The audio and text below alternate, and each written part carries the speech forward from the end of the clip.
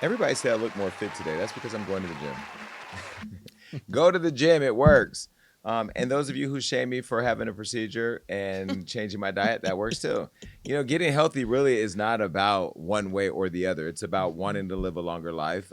There's no shortcut to living a healthier life, but there are shortcuts to dying, and that's just not taking care of yourself. So I'm proud of my journey. I've been down this size now for 4 years, I think, or 3 or 4 years. I was 323 pounds. I was big, Jason.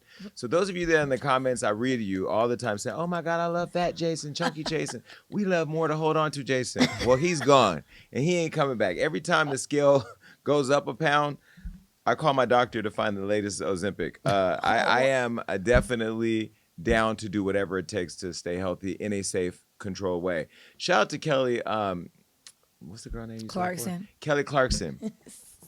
I don't know if she's on Manjara or a cocktail of There. Ozempics, but that girl is so skinny at this point. If you turn your head too fast, you won't see her.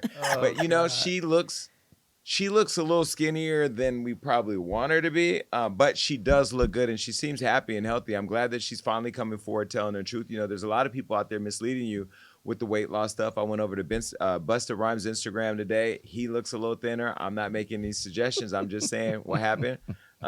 We've seen, who else?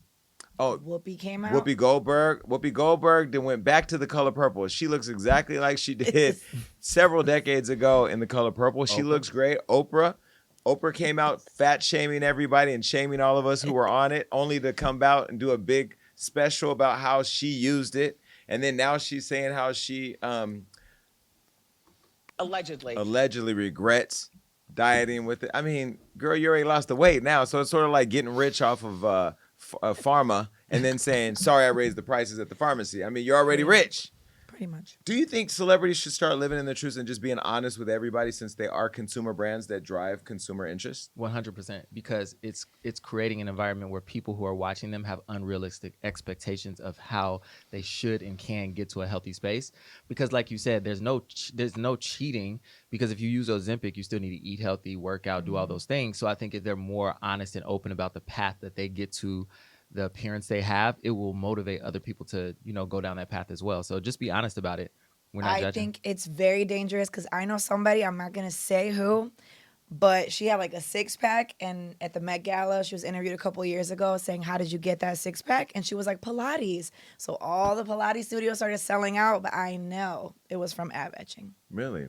Yep.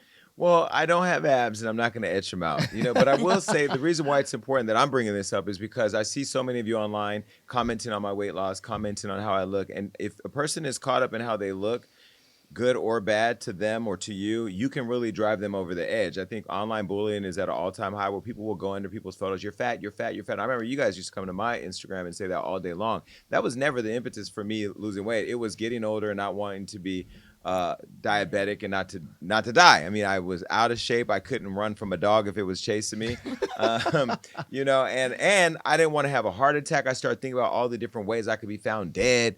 And yeah, I chose to do it for my own health. It wasn't driven by that. And so when all of you tell me how good I look now, and you tell me that all the time, Period. thank you. I appreciate it. But I also appreciate those of you that said you liked me when I was a little chunkier.